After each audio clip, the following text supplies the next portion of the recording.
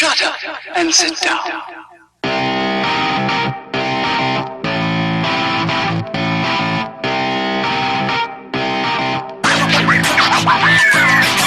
All right, welcome back to On The Sidelines. We're going to do another booth review. This will be our second one. I'm beginning to like these sessions. Obviously, I got Jared Cornwell back with me. Yeah, that's because they have the most substance and. You have the most substance, right? That's what you're trying to say. Yeah. It's like what was that movie? Is it Waiting? When Jennifer Aniston's like, you've only got 3 pieces of flair. That's not enough. Yeah, that's not enough. And she's like, if you want me to have 15 pieces of flair, tell me you have to have 15 pieces of flair. Otherwise, I'm coming with 3. And then the random, like the weird dude, her boss is like got like all kinds of. Yeah, he looks like everything came out of a Cracker Jack box. Yeah. Or like a gumball machine. Oh God. Well, speaking of I think this is a good segue. Speaking of a Cracker Jack box, how about the Lakers, huh? Yeah. Oh gosh. I know we touched on that on episode 1, but it is a shit show. It is, man. Yeah. It's like it's a drama fitting for LA. But I say that I'm more referring to the missing the postseason. I'm actually more referring to the missing the postseason and the Magic Johnson thing. I don't have a huge issue with the Frank Vogel hire. I think they're getting a little bit more over Jason Kidd. I do, but Jason Kidd's on his staff.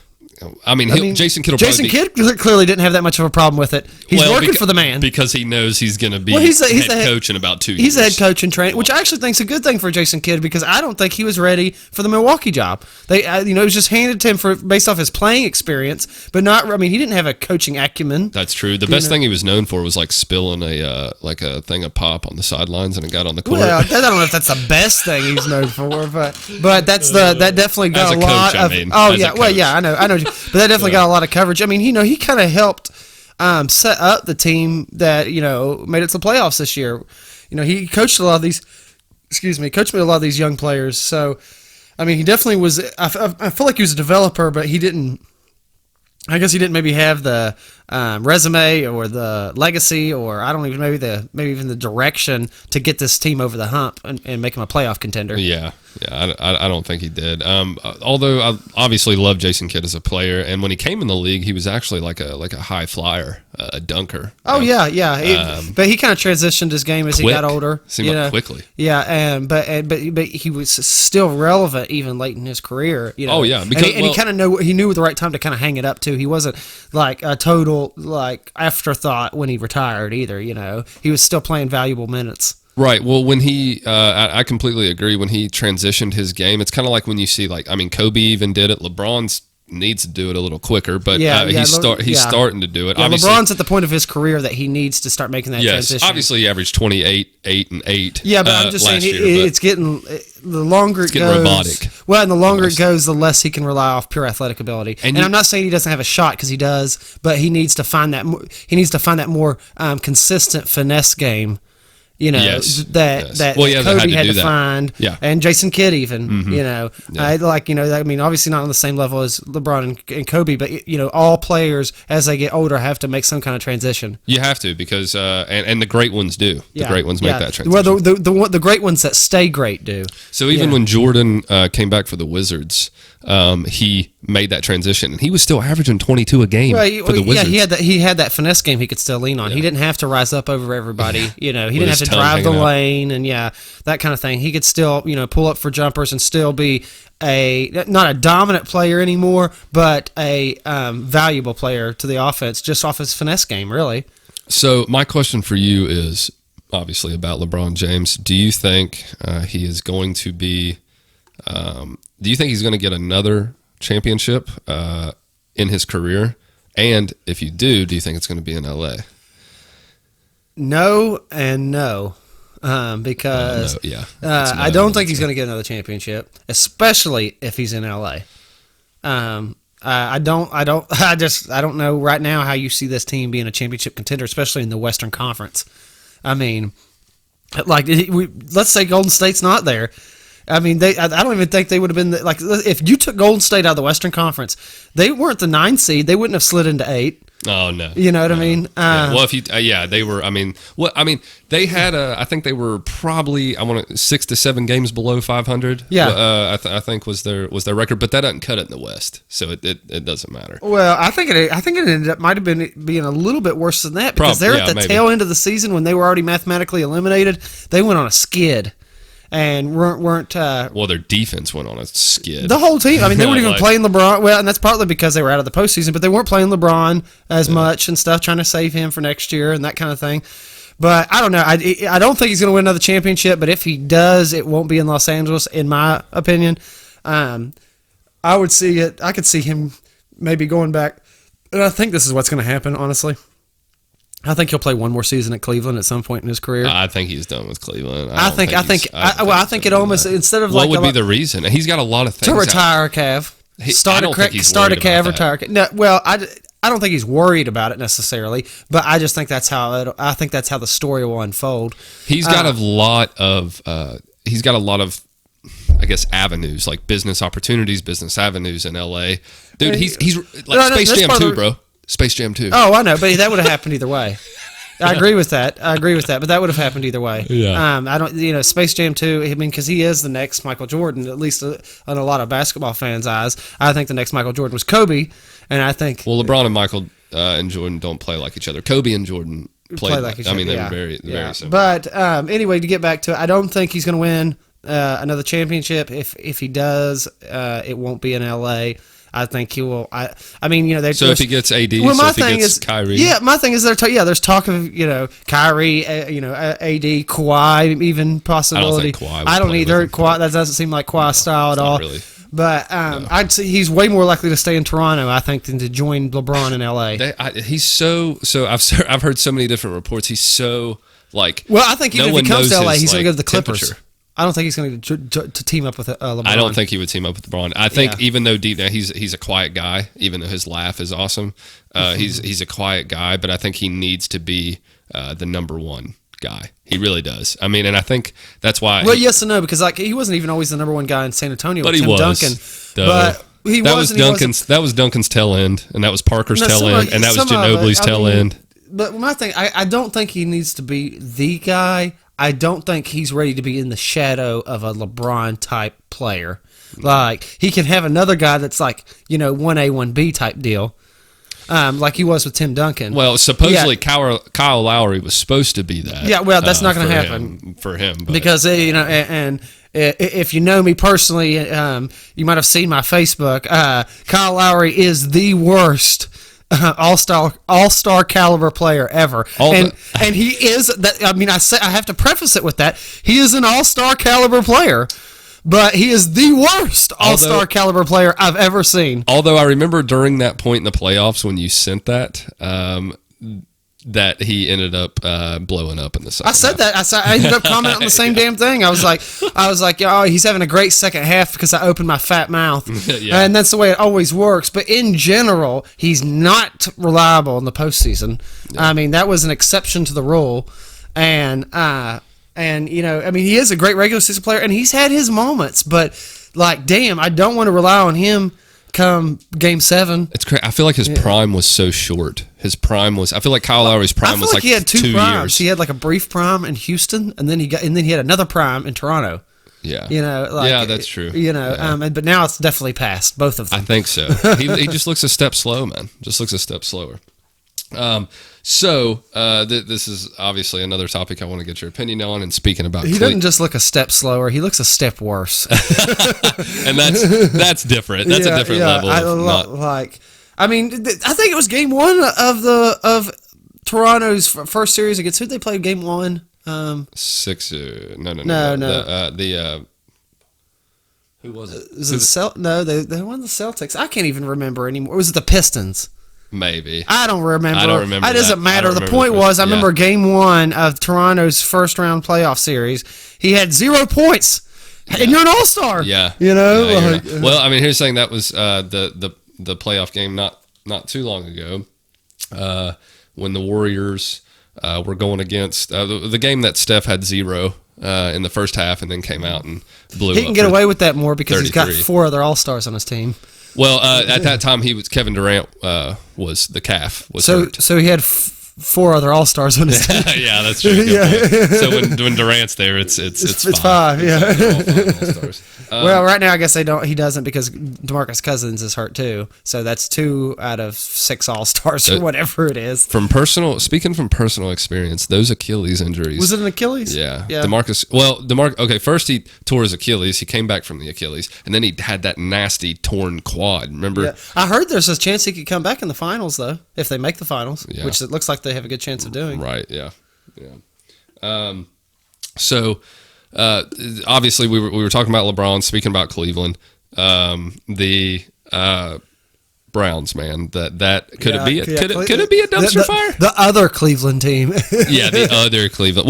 That Cleveland team looks a lot better now than the Cavs do. But no, I know, but you know that Cavs got the recent championship. Yeah, that's might be a while still view. for the Browns. Yeah, and it'll be a while again for the Cavs, but at least they've got one as of late. Yeah. And then congratulations to the city of Cleveland for that matter, because they needed a championship in something so bad. I feel like that city was dwindling until LeBron. It's crazy. Okay, so it like broke the curse for the city in general. I feel like. Well, so I read a statistic, and I don't remember the exact statistics, but I'm pretty sure that when LeBron was there, Cleveland's city economy rose. It had to have rose by They were selling out the queue percentage. For every game. Yeah, well, just the businesses around. That's what I'm talking about, because when you have a nuts. sports franchise, and that's why these cities like Las Vegas getting the Raiders and that kind of thing, and San Antonio had a shot at the Raiders, and that's why they fight so hard to get these NFL teams, because you've got this huge tourism revenue.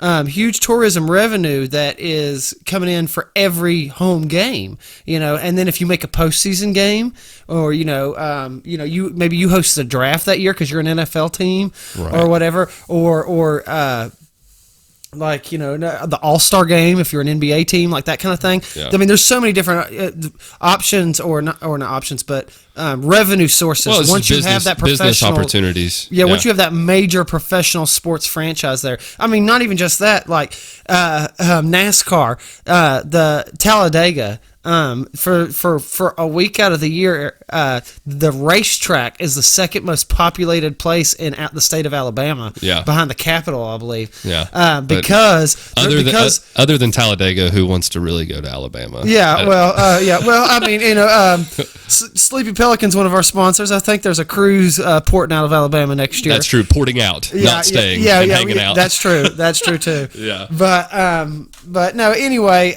just the point is that that tourism, professional sports franchises are so valuable, and not just for the owners or the league, but the businesses around the franchises. From the hotels to the restaurants to the bars to it bleeds into the city as a whole, and it really affects the whole city's economy. And that's part of the beauty of sports, especially if you have a franchise in your city. So speaking of boosting a city's economy and just overall morale with a good sports team, with a successful sports team, do you think the Browns are going to be that for Cleveland? Obviously past the LeBron era. Do you think the Browns can be that? On paper. Oh, that's what I said. On paper, they're on paper they're gorgeous. On paper, they're going to win the championship this year. But are they gonna? Nope. No. Well, I think obviously a team like that, it's almost like a superstar team. But you've got to, and I like it for Baker Mayfield, and I like Baker Mayfield. I don't care what anybody says. Well, I don't care what Colin Cowherd says. I like Baker Mayfield. Does he not like Baker? Well, he's hard on Baker, bro. Like they've gotten into it when he's had him as a guest on his show. I like that, though. At least he says it to his face. Oh, yeah, that's true. They've gotten into it. He's not like just kissing his ass while he's on the show or something. Yeah, and he was real hard during when Odell was having all those OTA issues back during OTAs. Yeah. He was on his case real bad, his case and Baker's case. He should be. He should be. It was voluntary during that time. Yeah. It was voluntary. Yeah, but he said he needed a break. Or something along those lines. It was Freddie Kitchens. He's been there at that time. He'd been there for like 64 days, I know. And he already needs a break from Cleveland. Hello, dumpster fire. Yeah. I don't know. This isn't going to work. This isn't going to work. This is not even. You got to give it time. You got to give it time. Yeah, well, the NFL, the NFL doesn't give you time. I think it does. They're not going to. Well, here's the thing. The last episode we were talking about 1-year head coaches. How bad that is. How you shouldn't do that. I know, because the NFL doesn't give you time. It's up to the owner. And I think the Browns see this roster for what it is, and it's going to take 2 to 3 years. Yeah, okay, you're talking about the same owner. So what's their over-under? Jimmy Haslam, the same owner who fired Mike Patine after one season as the head coach. Now they got Freddie Kitchens. He has a history. They'll be fine. Oh yeah, Freddie Kitchens. Yeah, they'll be fine. Freddie Kitchens, the offensive savant. What's your over-under for him? No. What's your over-under? They're gonna. I mean, oh gosh, 8-8. Like, but I mean, that's not terrible. That's better than they've been in. That they went 7-9 last year. Yeah, that's better. It's a game better. It's improvement. Yeah, you. Well, I don't want to say you but sold they didn't the farm have. because they gave Odell. a washing machine for Odell. Yeah. But no, they didn't have Kareem Hunt. Didn't have. No, you're right. Yeah, but Kareem Hunt's suspended for the first half of the season, or 8 or 10 games, whatever. He'll be back the second half, and then when they need him. Yeah, when they need him, when they're scraping by to salvage a wild card berth, so this dumpster fire doesn't look like the dumpster fire it is. So what's their? I mean, okay, but what's their expectation? It's the Browns we're talking about here. If they get a wild card berth, do you think? Hold on, let me finish. Let me finish. Please, if they get a wild card berth, is that a? I mean, that's a bad season if they get a wild card berth? No, but they have to. I agree with that. Yeah, I think they should get a wild card berth. Yeah, they have to. I think that's the goal. I think that's the goal, or it's a bad season. That's the standard, I believe. I think that's the standard. For as much as you've put into this team, you have to be. I definitely agree with that, but that's what I'm saying. You were kind of making it seem like wild card's bad. I don't think wild card's bad. No, I think that they're going to be scraping for a wild card berth. When this team is so talented, it should lock down the division. But again, we see that talent. You got to build chemistry with. No, I agree with that. That's my whole point. Unless you're the Warriors. No, that's my whole point. Is that it's not going to work. And that whole core with the Warriors had chemistry for a while. You've got too many guys who want the ball. I mean, we're just. I don't think Landry's like that. I don't think. No, I don't think he's like an overly obsessive ball hog. And if Odell's winning, I don't think he'd be like that either. He was in a. If Odell's winning, what do we know? No, what do we? What did Odell come from? What did we? Talking about dumpster fires. Exactly. What did he come from? He was part of the dumpster fire. They got rid of him and then signed a lesser version of him. I agree with that. I don't think the Giants made the right decision, but Odell was a huge part of that damn dumpster fire. I don't think he was. I think it was mismanaged. What do we know Odell for right now? The catch. And? What do you mean and? That was 4 years ago? Yeah, but that was one of the greatest catches I've ever seen. I agree with that, but that's all we know him for. Are you talking about off the field shit? Is that what you're talking about? Well, that's my point. We know Odell for two things: the catch. You're sounding like Colin Cowherd. The catch and off the field drama, and not off the field, like maybe on the sidelines. On the sidelines drama, which is hitting fucking kicker nets and shit. But here's the thing, and throwing a fit on his coaches. My thing is, so when Brady does that, it's not questioned because he's a winner. But that's my point. The Giants were never going to be a winner. When Brady does that, he's not won 2 Super Bowls without one of the best. Talent-wise, quote unquote, one of the best receivers of all time. Eli won 2 Super Bowls. The best. You're talking about Odell, one of the best receivers of all time. I'm not saying that, but I know a lot of people that do. They're wrong. Yeah, I agree. People act like Odell is a god because he's an entertainer, but he is not a winner. He's not, and he's got one playoff appearance in his career. It's hard to carry a team to 10 wins by just being a receiver by yourself. You're right. That's hard. Okay, his one playoff appearance. How many playoff games and Super Bowls did Barry Sanders go to? Yeah, and it wasn't his fault. But Odell contributes to the dumpster fire, or contributed to the dumpster fire that was the Giants. Because he throws some fits sometimes. I don't think that's true. Every season. Every season. Every season. I just want to know. Percentage-wise, let me finish. Percentage-wise, I'm going to ask you a question here, since I'd like to hear your genius about this subject. So, percentage-wise, how much of it was mismanagement from the Giants? What's been going on the last 3 years? Right now, or how much was it Odell? Right now, it's being mismanaged. Yes, like them trading him for a washing caused machine. The mismanagement? No, for them trading him for a washing machine was a mismanagement. But they just got David Gettleman like 2 years ago. I'm not talking about Gettleman. I'm talking about I understand Gettleman's not great. I'm talking about the Giants as an organization. How long has it been a dumpster fire? And you can't pin all that on Odell. You can't. I don't pin it all on Odell. But people act like him going to Cleveland. It's all it's a better opportunity. They're a 7-9 team. No, they were a 7-9 team last year. And you don't think he makes that better? And they're a 7-9 team this year. I don't know. My over/under for him's 10 wins. 10 wins. I'd love to see him. And their division's not as good as everybody thinks their division is. I don't care what anybody says. I like Pittsburgh and Baltimore better than him right now. I don't like Cincinnati better than him. Lamar Jackson's going to have 97 pass yards a game. That's what he does. And I'm not saying that's whatever. You'll get some wins off that. But if we wanted Tim Tebow, we'd go get him out of the minor league baseball team. The most that they'll 8-8. They will or typical Cleveland. Well, we'll have a little bet on this. Than loss. Well, what's the bet? Let's put a bet right now. We're on record. Let's put a bet. Let's put a bet on it then. Okay. I got him. So you're taking 8 or under. I'll take 9 and above. You want to bet that? No. You said 10. Well, so I think 9's a draw. Then 9's a draw. Yeah. So I'll take 10 and above. And you can have 8 and under, and 9's a draw. Yeah. So what's the terms? Let's just go round of golf. Okay, round of golf. Yeah. All right. Yeah, round of golf. Yeah, loser pays for the other. I'm gonna get a free round of golf. It's gonna be cool. You just bet on Cleveland to have 10 wins. Yeah, their roster looks nice, and if I'm wrong, I'm wrong. But their roster looks good. And I think talking about on paper. Chaos creates chaos, man. So if he needs a stable environment, and I'm not saying Cleveland's chaos has infected your mind with chaos. He has chemistry with Landry. I think chemistry with Baker. You know how many times? Hold on, let me finish. I think chemistry with Baker Mayfield. He's got chemistry with Landry. I think chemistry with Baker Mayfield is easier.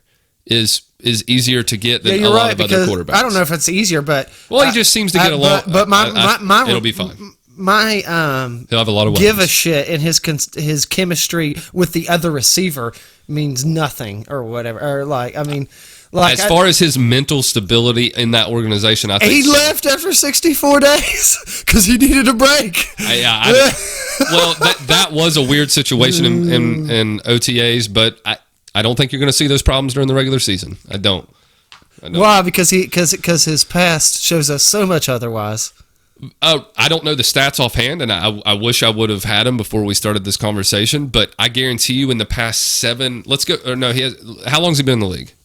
I don't know. I've been dreading it the whole time. 6 years. I'm just kidding. I actually liked him like those first 2 years. So 6 years before he became such a prima donna. Has he been in 6 years? Would you say that's pretty close? At least 6. So because he missed one season for injury. I'd love to look up the stats of him in the last 6 years, his stats compared to 6 years of other NFL receivers. No, he's top. That's my problem. He's top 3 or 5, and everyone else has been in the playoffs. Everyone else has been in the playoffs. He went to the playoffs one time, Brian, and that's only season in the playoffs. Do you remember what happened? That doesn't fall. He is a wide receiver. We're not talking about a quarterback. I'm not saying that he lost. He took all the other receivers out on a boat trip the week leading into the game. That's not what winners do. That's not what they do. You're right. But it was also young and is still pretty young when that happened. And you know how many chances you get at the postseason in this league? Not many. You're not given any. Yeah. I know that. And you got to be ready. And you got to take them seriously. It's not all party. So he's taken, obviously, 2017 is when he got hurt, thanks to our stat guy, Lonnie McDonald. Appreciate it. You're not. I don't even care. Hold on. I just want to. Let me read off the stats. The stats aren't the issue. He's great. Let me read off the stats. I know he's great. So, within a dysfunctional organization, we're talking about 2014, 2015, both over 90 receptions. Okay. 2016 over 100 receptions. Brian, you just proved my yards. point. You just proved my point. You're talking about a dysfunctional organization. Yeah. An organization. He doesn't sound dysfunctional. He sounds productive. And an organization. He sounds productive. An organization in the last 19 years.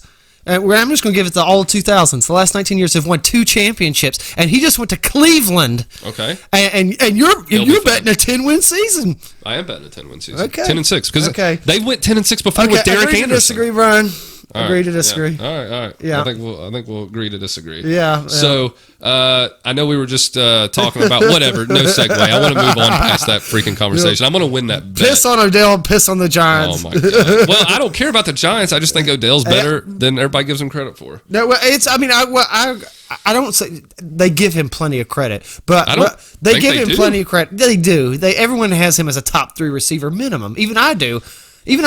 As talent wise, yeah. But why I say but piss you wouldn't have him on your team. Hell no. He's a Giant. I mean, or was, whatever. Oh, like, gosh, don't. That's asking me, like, do I want Tony Romo on my team or something? That's not the same thing. That's not the same thing. So because you wouldn't take a great player from. No, okay. There's had to be Redskins come from Giants before. You got to understand. There's had and Cowboys. Once he is a Redskin, I love him. It's like when Deshaun Jackson went from Philly to Washington. I loved it. But before that, I didn't want him. But once he was a Redskin, I've got to embrace him. It's like Dwayne Haskins, not a big Ohio State fan. That's not the same thing, though. It's not a division rival. Draft's different. I haven't got to watch him play against my team, that kind of thing. I agree with that. But in general, like, I'm so used to, I'm conditioned to not like those players.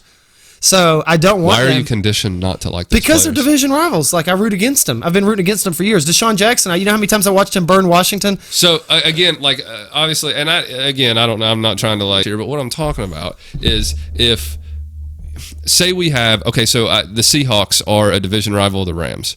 All right. So do I root for the Seahawks? Obviously not. Hell no. But if I had a chance to get, obviously we had Todd Gurley, whatever the case may be, if I had a chance to get like Doug Baldwin, fuck, come on over, bro. Hell yeah.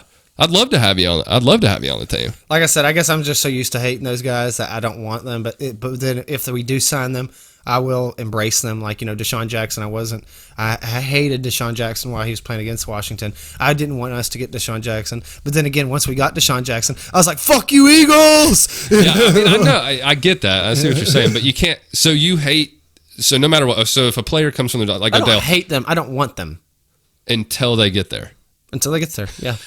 Pretty much. All right. Agree to disagree on that one. Yeah, I mean, whatever. Logic. I mean, like, you're like I said, you're conditioned, like, Tiki Barber, we'll go back a little bit. He torched the Redskins almost every time he played them. And I would have never, like, while I was watching that happen, I hated Tiki Barber. I didn't want to see Tiki Barber do well. I didn't care who he was playing for. But then again, if he would have signed with Washington, I would have had to root for him. I'm not going to root against a Redskin. So I know you're not. Yeah, that's clear. Yeah. So. Yeah. I mean, I hear what you're saying. I do. I hear what you're saying. But I just don't. I guess I don't understand the mentality of because they played for. I can still respect like Marshawn Lynch, as a player, even though he played for a division rival. You get what I'm saying? Like I can still. What division rival did he play for? Seahawks? What do you mean? I'm talking about the Rams. Oh, okay. I'm thinking of Oakland. I wasn't thinking of Seattle just because he just retired from Oakland. Brain fart. Excuse me. But he played for the Seahawks. Right. No, I know you're right. Obviously, that's where if he makes the Hall of Fame, it's because of his time with the Seahawks. Yeah. But that's what I'm saying. Like he's awesome to watch, bro. Like I can't root against that. But I can. I can root against anybody that's in my division. Unless they're playing me, but if it means a playoff spot, but I mean player, not team. I'm not talking about rooting for an overall team against. If that player plays on that team, I'm rooting against them. Yeah, period. I hear you. So speaking of that, nothing to do with this, but college athletes, college athletes, what do you think about athletes? College athletes. What do you think about college athletes? Yeah, they're great. They're competing. They're ashing. Whatever. What do you think about them sitting out games? Asher Roth. Asher Roth. What do you think about college athletes? It's my lisp coming through. That sitting out games like early or sitting out bowl games so they can protect their draft stock or value. Sounds like something Odell Beckham would do. That's what I think. But he didn't. I know. It just sounds like it. Sounds right up his motherfucking alley. So I'm taking it that you don't agree. No, I don't. With doing that. No, that's why I said it sounds like something he would do. Yeah. So no, I hate it. Actually, I think it's disrespectful to the sport. I think it's disrespectful to your teammates. I don't know how if you're healthy and able to play that you skip out of a bowl game, one of the most important games of the season. when your team needs you the most. Like, case in point for me, here as of late, Will Greer, which I hate WVU. It made me so happy to see them get just shellacked in their bowl game. When he sit out. Yeah, when he sit out. But then again, I almost felt there was some little part of me, maybe that West Virginian in me, I don't know, that made me feel sorry for him. Because, like, you should get your fair shake with your best players on the field if they're healthy. Like, for me, I couldn't imagine being like, oh, hey, sorry, guys, can't play this game. Oh, what, man, you hurt? No, I'm not hurt. I'm about to make millions and millions of dollars, and I'm protecting myself. Yeah, which I get. I do get the business decision behind it, but I just couldn't do it. I couldn't watch my teammates. I definitely see it. I couldn't, like me personally, I couldn't walk up to my... I do understand the business decision. I do understand. I do agree with you on that. Because I couldn't do it. I couldn't walk in the locker room or walk up to my coach and be like, man. If I saw those, my teammates at a club or something, or at a restaurant, or in class, or anything after that, like, it'd be weird. Yeah, I'd just be like, hey, man, how was that Which they won't. How's that shellacking you took? Sorry I didn't play. Got to get that money. Got to protect my check. Got to get that money. Yeah, But honestly, here's the thing that kind of goes back to our discussion on our very first booth review. That goes back to paying college athletes, because I think a lot less athletes would sit out if they were being compensated. If they were being compensated, appropriately, I think they would sit out. I think not as many would sit out because they're kind of have some money tucked away. No, I agree with that. I think they should be playing, but given the standard or the circumstances or the parameters or whatever you want to say that there is right now, I still would play. So the fact that if you were, let's take like Christian McCaffrey who did it, and he was based off his pick and projection, which makes it hard for me because like I like to categorize the people that do that kind of thing as people I don't like, and I like Christian McCaffrey. Yeah, and so and I like Leonard Fournette too. It points the dilemma in the decision. Because I do understand, like, this is a business, and it's still a business on the collegiate level because it's a business for the NCAA. Just because they don't let the players to partake in the business side of it isn't the players' fault. That's why they can stop playing on behalf of the NCAA and their college and protect themselves for money to be made in the future in the National Football League. So I get the business side of it. I don't think it's a middle finger to their teammates and coaches and really their college. I think it's a middle finger to. Hold on, let me finish. I think it's a middle finger to the NCAA as an organization, saying that you're not going to, control what I do or really affect my future. If I go out here and blow my knee for you, blow my knee out for free for you. There's definitely some truth in that. I don't think it's all that, but I definitely think that's part of it. Yeah, it's protecting your future. Yeah. I don't think it's all as much about giving the finger to the NCAA's. I think there's more selfish interest in that than there is like I'm gonna show the NCAA. But I do think that's a side plus to it all, you know what I mean? Like and the NCAA deserves it. Yeah, Yeah, I agree too. Like, I don't really boo-hoo for their TV ratings and things like that. I'm not really worried about that. They get enough of that. They get enough money, to deal with that. What I find, so we were talking about it before we started this episode too, is not only the players that sit out bowl games, but the players that also sit out.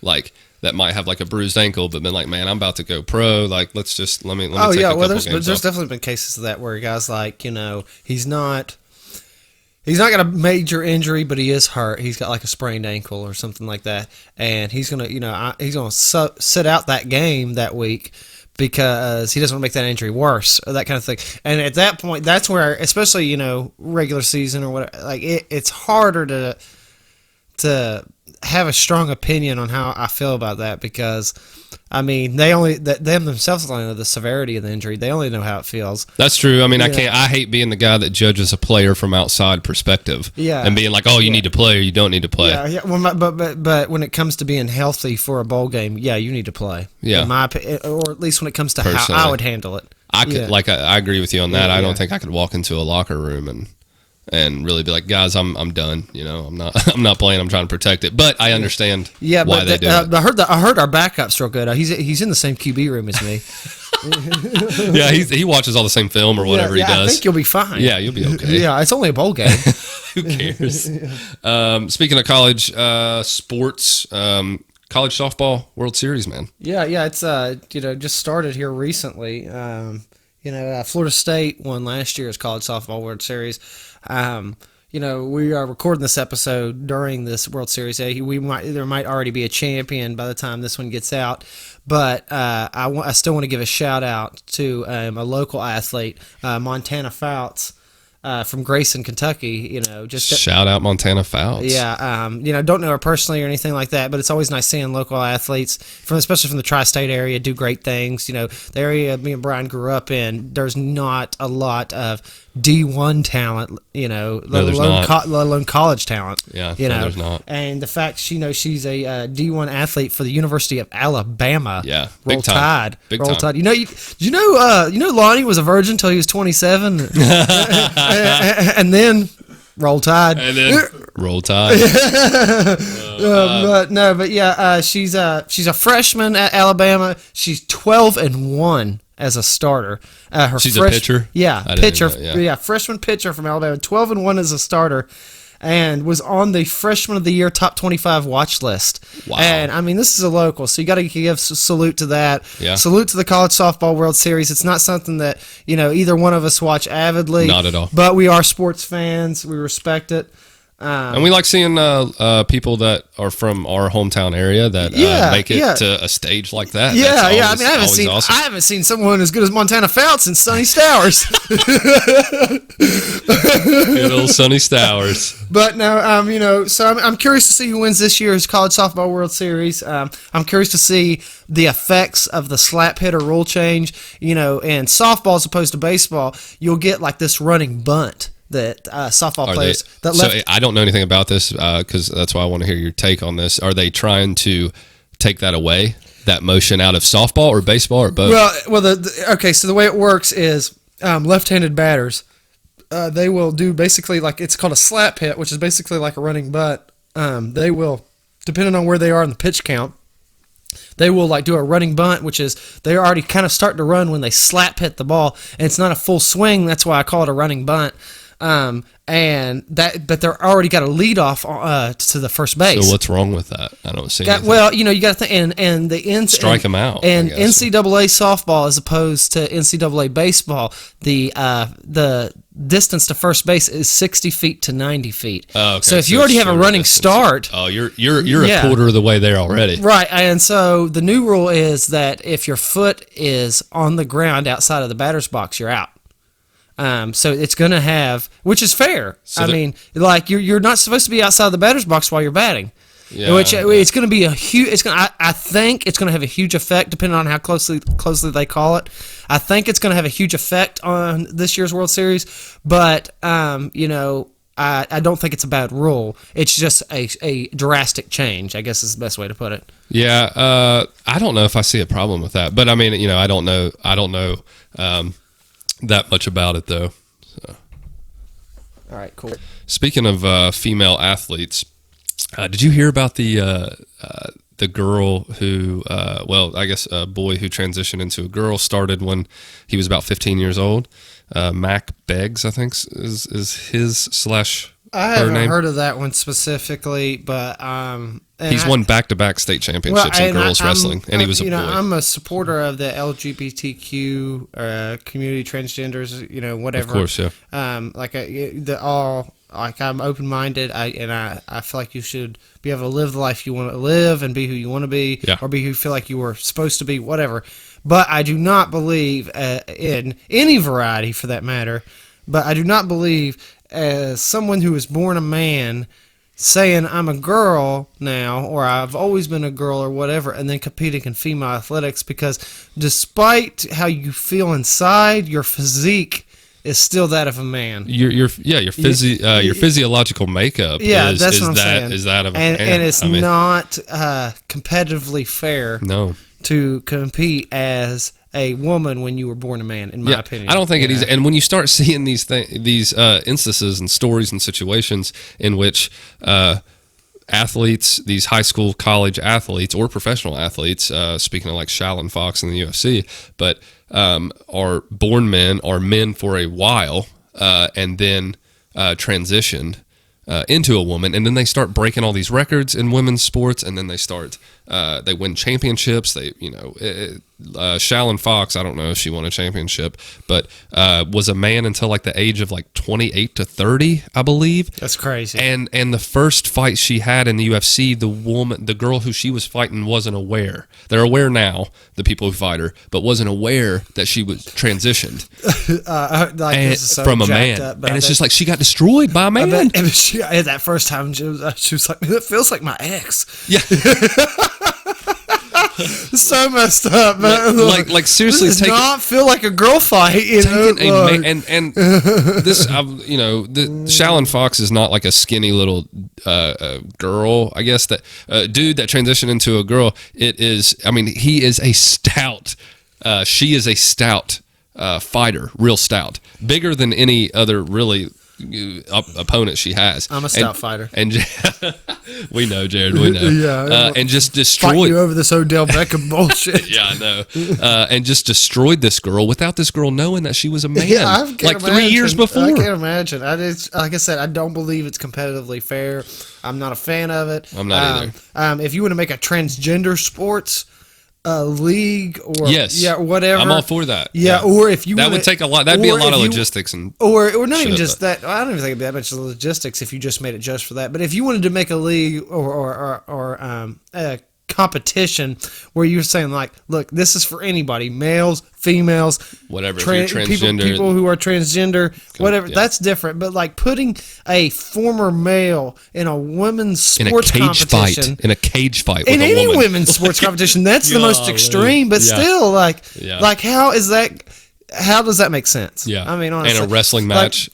Come on, like this is all. I mean, for the most part, about how you feel, but if you are born with a men's bone structure or a men's physique, whatever, that doesn't just completely go away because you've changed your privates. Yeah, or you're on hormone therapy or whatever. Yeah, whatever level of it you go into, it's not the same. Like you are still. You still got a man's fist. You still have a man's hands. Yes. You still have like the exactly. upper body That's of what a I'm man. saying. And you shouldn't be competing in women only sports. No. And vice versa.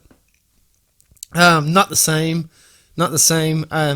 Because my opinion is whether you're a transgender or a woman, if you're good enough, you should be able to compete in men's sports. And maybe this sounds sexist saying this, but in general, men's sports are on a different level than women's sports. It's because of the physical, and it's exactly. nothing. Yeah, exactly. And it's nothing. But like I said, if I do believe if you are, whether you're transgender or just if you can be a heterosexual woman for all I care. If you're good enough to compete at the men's level, like if you can go ball on Jordan, then you should be in the NBA. You shouldn't be in the WNBA. Yeah. But to put someone who was born a man in women's track and field or women's MMA or whatever and say that that's competitively fair is ignorant. Yeah. It is, and so they also have. There's also. I don't know if there's more than one, but I know of one weightlifter that used to be a man, transitioned into a woman, and she's crushing women's weightlifting records. Well, no shit. Yeah, she's not crushing. A woman's weightlifter. I mean, like no shit, she's crushing it, bro. Yeah, like she'll break every record they have. It's just not the same, and I don't want to like. I keep trying to watch what I say because I'm not trying to offend anyone or make anyone who has went through that process or that transition of course feel less. I'm just saying you shouldn't be competing in women's sports. Like period. And what would be the benefit of you? I guess I don't know. I can't like speak for someone else and their and what they got going on and what they want to do and their beliefs and cultures or whatever. But if you're going to, why would you? Why would you want to compete at that level? It has to be some type of you just want that like notoriety. We're giving it to them. Yeah, even here right now. I mean, but it's a subject that really needs to be talked about. I agree with that. I mean, we typically review content before we lead into these things, and this is a controversial bit. I like I said, I don't want to make anyone feel lesser or alienated or of course not. Yeah, anytime, and that's not. I don't think that's the way either one of us believe. But you shouldn't be, as a man, you shouldn't be say I'm a girl now. Which, not that you're a girl now. You might have always been a girl at heart. I get the. There's this is a very complicated issue. Do you? Yes. I want be you to who be you want to be. Yes. Yeah. Be who you want to be. But you shouldn't be competing competitively as a girl because you weren't born a girl. You do not have the makeup of a girl. You know, it's just not same the same bone structure, same physiological. Yeah, it's just not the same. It's not the same. Yeah. You know, it's not. And I'm not gonna. And there's no one that's going to be able to tell me that it's the same from a competitive sports standpoint that I'm going to agree with. I agree, man. Yeah. I agree. All right, moving on to something a little less controversial. Yeah, please. Well, you know our booth review episodes. We gotta have. No, I know. I just don't want to make anybody feel any type of way. I just don't think it's competitively fair. But you know, we've covered that. Yeah. I just. Here's the thing: some people are going to get their feelings hurt on over opinions. You know what I mean? Well, yeah, but my thing is agree. I don't want to hurt anyone's feelings. Yeah, but that's not my goal. But I'm not going to step on eggshells either. Right. I guess is my thing. But anyway. Trivia. Yes. Trivia. Yeah, the fun part. The fun part. Fan favorite. Yeah. So every time we got 2 sponsors for our trivia portion of On The Sidelines. First, we got Sleepy Pelican Travel Group and the Bar on 3rd. Please follow, them, and get with Sleepy Pelican if you need any travel at all. That is at Sleepy Pelican TG and at Bar on 3rd. Yes. As always, thank you to our sponsors, and we're always looking for some new sponsors here on The Sidelines. So yes. You know where to reach me, new sponsors. Yeah. Anyone out there looking for some exposure, whether it's sports related or otherwise, On The Sidelines, we'd be happy to have you. Agreed. Let me. I'm going to introduce our. Yes. What's our liquor other for guest? this week? I'm going to introduce our other guest here. here. It's always one of my favorites. Appreciate that. Lonnie is setting us up here. So this is Jim Beam Honey. I know how you like that honey whiskey, particularly American honey. But, I do. I like them all though. But yeah, this is that Jim Beam Honey, and obviously coming out of Frankfort, Kentucky. Frankfort. I remember when the capital. Me, you, and your dad drove to Frankfort, Kentucky.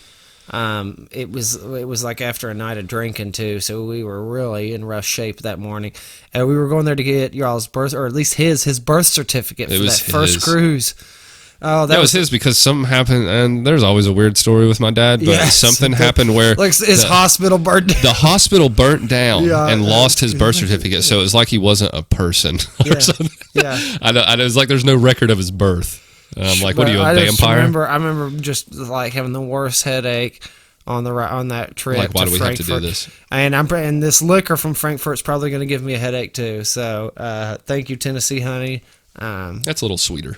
Yeah, so we'll see. Yeah, it is a little sweeter. Yeah, sweeter. Well, here we go. Do you want the honors, man, or what? No. Because I want to finish with the last question. So you always do. Got to be the star. So I'll go with mine first. I think you'll get this right. Probably. Highest QBR in 2018. Like the highest average QBR in 2018 for the season. I don't really feel like that's as easy as you made it sound, because I feel like there's a couple candidates. Oh, there's definitely a couple candidates. Yeah. I just figure you would get it. I'm going to go with the GOAT himself. Is that your final answer? I'm going to go with Tom Brady. Okay, you're wrong.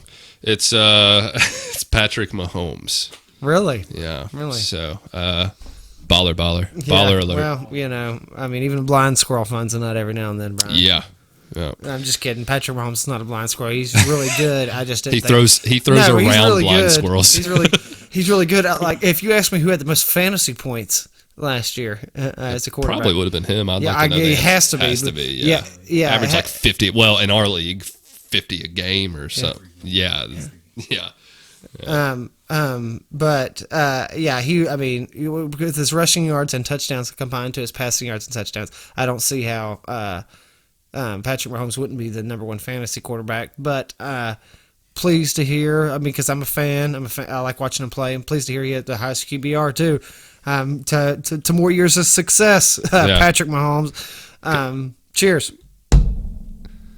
It was actually his QBR was like 89 for the an average for the year for 2018, so which is pretty good. Yeah, that's hilarious. Oh gosh. All right, man. Go ahead. Do your worst, man. Waiting on you. Okay. Trivia question 1. Who is the NFL's all-time leading scorer? Like, score in points? Well, it's a kicker. Who has scored the most It's points? a kicker. Yeah, it is. There's a lot of them, though. I know, man. There's probably 30 kickers before there's another position. I don't know. I don't know that, but you stay off your computer, Brian. Oh, I'm not. I'm letting screensaver came on. Oh, man. All right, I'm not going to try to drag this out. Who is the NFL's all-time leading scorer? I think. At all time, not current. All right, all time. So I'm gonna go with Jason Elam. Jason Elam. I don't know where he was on the list. He was not in the top 3. Who's the top? Or he might have been 3rd. I'm not sure. But we're looking for numero uno. Yeah. And nice Spanish. Yeah. And this guy isn't Spanish at all. I don't know what nationality or so you ancestry this guy's name comes from. Do I know him? Yeah, it's Adam Vinatieri. I should have guessed that. Yeah. Next was Morton Anderson. Oh my! He was on the tip of my tongue. Yeah. That would have been a good guess. Because he's like 50. Yeah, that would have been a good guess. Or he was playing until he was 50. Yeah, or like roughly. Yeah, he was right up there. He still had that helmet with the one bar. Yeah. He's one of the last guys still rocking it. Yeah. But yeah. Adam Vinatieri is the NFL's all-time leading scorer and counting. I'm going to say I hate Adam Vinatieri because of the 2002 Super Bowl against the Rams. He hit the game-winning kick. He's hit a lot of those. Yeah, but this one was against the Rams in particular. I know which game you're talking about. Yeah, so I'm not into Adam Vinatieri, but I think I was watching. Yeah, this shot is not for you, Vinatieri.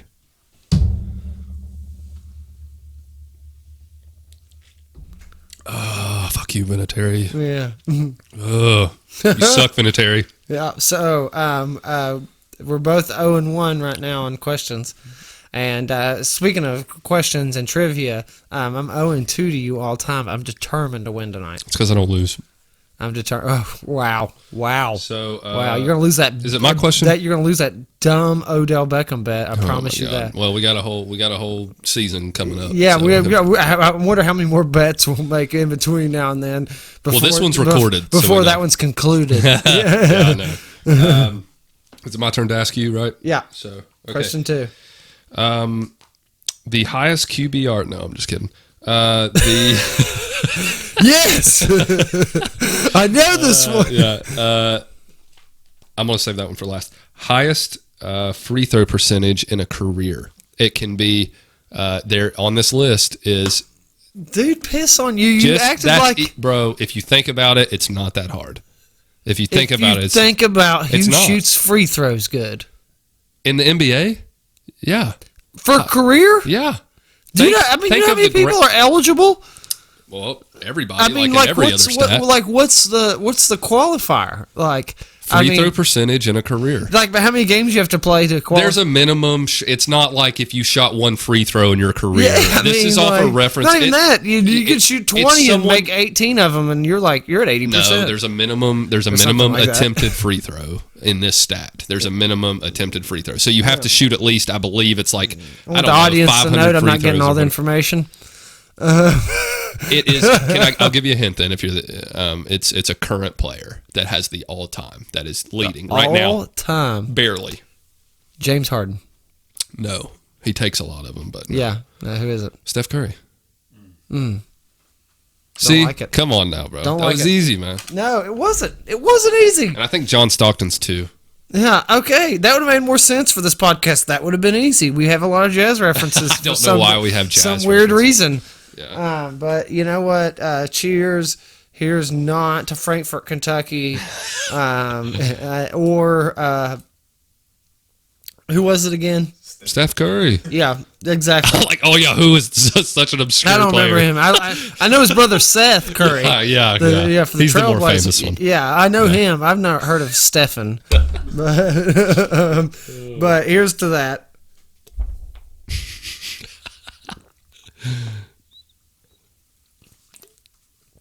Oh, God. I'm so sick of these shots. All right, good. I hope you missed this one, too, so at least we're balanced. All right, trivia question number 2. Right, go ahead. Gosh, that one got the best of me. Okay. How many teams did Shaquille O'Neal play for? That's a good question. See, I like questions like that. I'm probably going to get it wrong, but that's a good question. Yeah, and if you could name, like when I did the Vince Carter question, if you could name them, I would be more impressed. But I'm what sure do I get for it? Nothing. I don't care about nothing. You just got to get the count right. But Okay. I mean, I remember I got 7 out of 8, and all 7 teams he actually did play for. So I'm just curious on your teams. On Vince Carter, yeah. Yeah. Good. All right, so Shaq, we got the Magic, Yes. the Lakers, Yes. Celtics, Yes. Cavs. Yes. Oh gosh, the Heat, Yes.